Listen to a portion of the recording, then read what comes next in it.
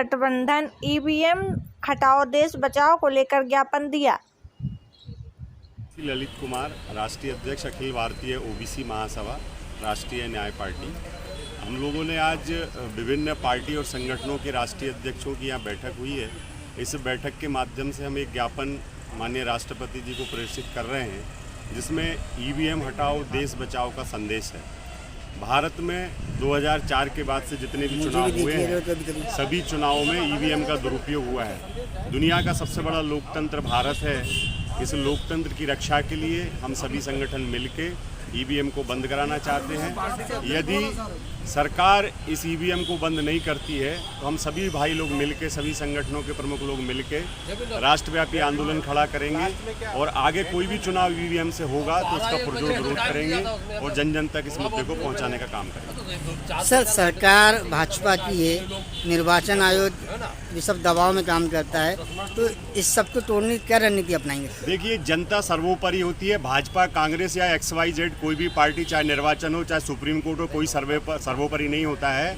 लोकतंत्र में सबसे महत्वपूर्ण पावर जो होता है वो जनता के हाथ में होता है।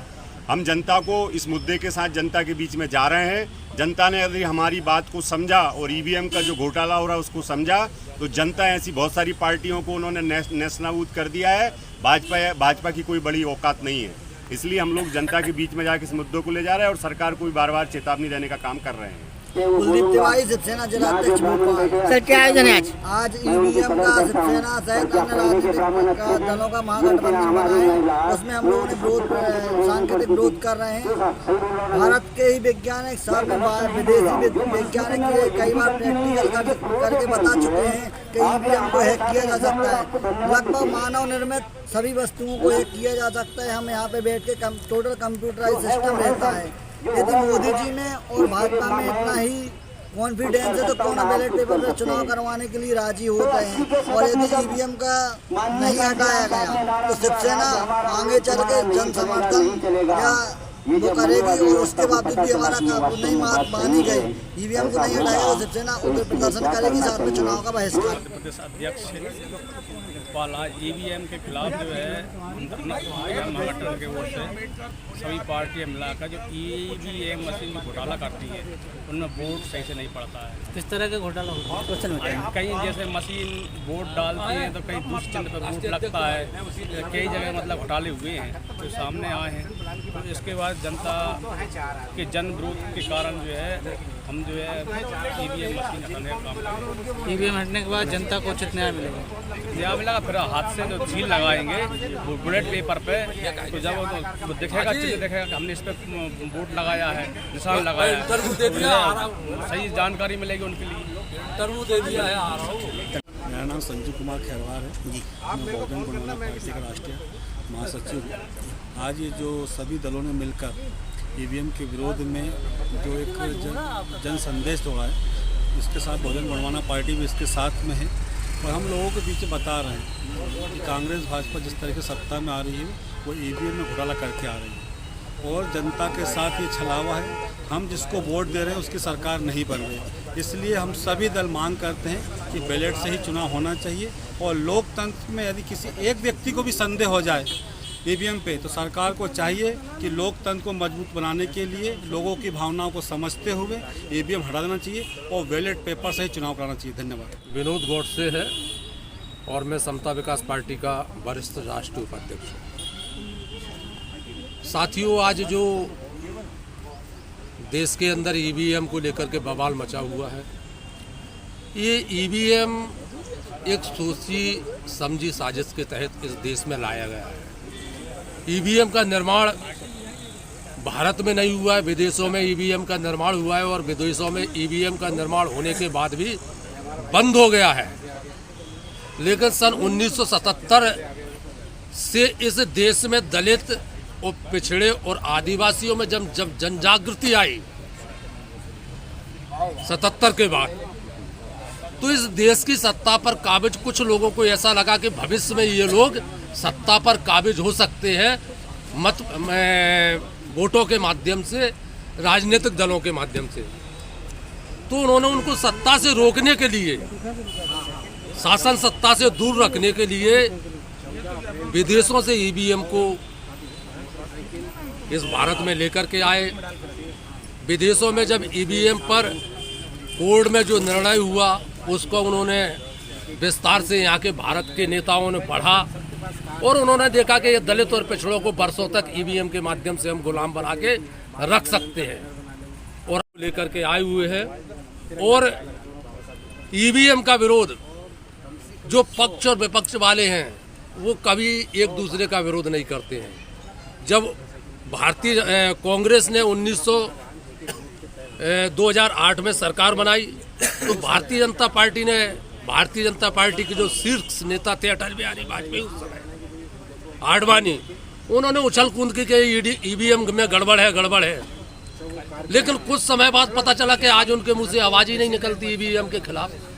आज जब उनकी सरकार बन गई तो कांग्रेस के मुंह से ईवीएम के खिलाफ आवाज नहीं निकलती है। तो ये दोनों जो लोग हैं